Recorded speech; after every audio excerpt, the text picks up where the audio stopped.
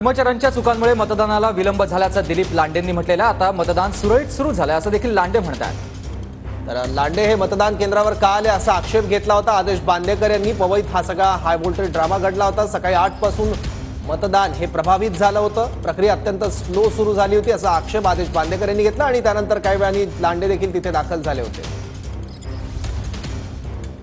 58 मध्ये मोठ्या प्रमाणामध्ये मतदारांचा आशीर्वाद रांगेमतच्या माध्यमातून आहे आणि म्हणून या दोन बूथमध्ये मोठ्या प्रमाणामध्ये मतदार हे मतदान करण्यासाठी आलेले आहेत।